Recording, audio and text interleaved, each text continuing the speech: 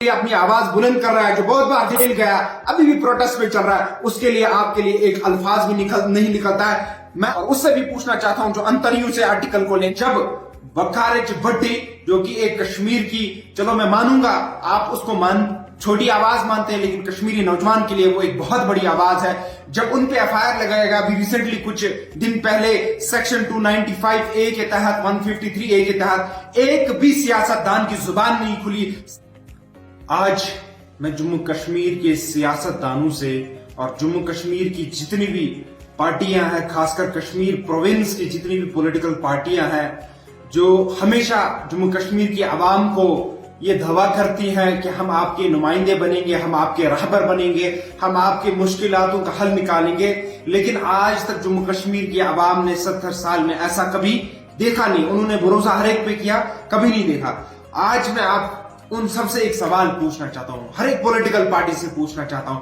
शुरुआत में Jammu Kashmir national conference से करना चाहता हूं, फिर पीडीपी से भी पूछना चाहता हूं, अपनी पार्टी से भी पूछना चाहता हूं, पीपुल्स कॉन्फ्रेंस से भी पूछना चाहता हूं, और बाकी जो छोटी छोटी जमातें हैं उनसे भी पूछना चाहता हूं। सबकी जुबानों पे ताला लगा था, सब पॉलिटिकल पार्टीज की जुबानों पे ताला लगा था। वही जब कल मोहम्मद जुबैर, वो भी हमारा एक भाई है, एक फैक्ट चेकिंग वेबसाइट को चलाता है, जब उनको सेम सेक्शंस के अंदर अरेस्ट किया जाता है, ये सब 10-10, 15, 20-20 बार बोलते हैं, ट्विटर पे आते हैं, वीडियो देते हैं, हर मीडिया बाइट देते हैं। क्या आपका दोहराई रवैया यहां से नहीं दिखता है? आपको यहां आपको नहीं दिख रहा है कि क्या वकारिच भट्टी आपका दुश्मन है? क्या आप उसके लिए नहीं आवाज उठा सकते? क्या आप इंजीनियर रशीद के लिए आवाज नहीं उठा सकते?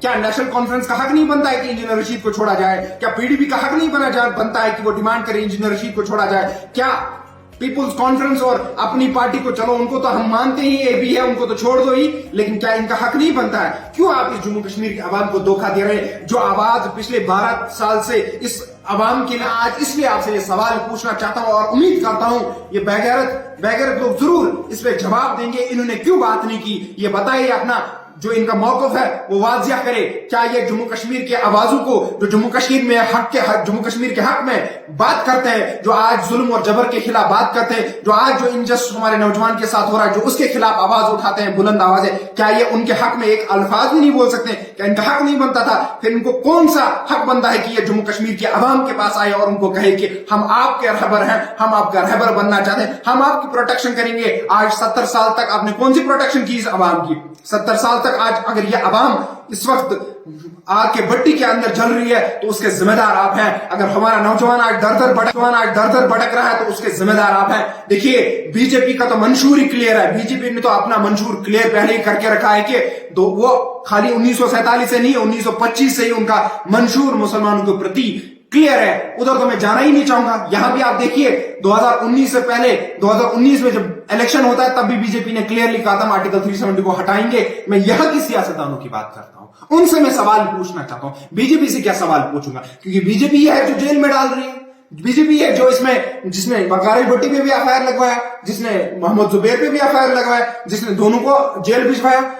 मैं सवाल पूछना चाहता हूं यहाँ की सियासतदानों से और इनकी जमातों से। मैं फारूक अब्दुल्ला साहब से सवाल पूछना चाहता हूं, महबूब मुफ्ती जी से सवाल पूछना चाहता हूं, मैं अल्ताफ बुखारी साहब से सवाल पूछना चाहता हूं, मैं सजादुद्दीन लोन साहब से सवाल पूछना चाहता हूं। आखिर कहां थे आप कि आपकी जबान पे ताला लगता है जब कश्मीरी नौजवान सफर करता है, जब कश्मीरी एक्टिविस्ट सफर करता है, जब कश्मीर की वो आवाज सफर करती है जो वाकई कश्मीरी नौजवान के दिल में बसता है, उस टाइम आपकी जुबान पे ताला लगता है। यहां से आपका जो मंशूर है ना, वो जाहिर होता है कि आपकी एक ही लालच है, वो कुर्सी की लालच है। आपको बस चीफ मिनिस्टर बनना है, कुर्सी पे किसी तरह से बैठना है, बाकी आपको कोई लालच नहीं।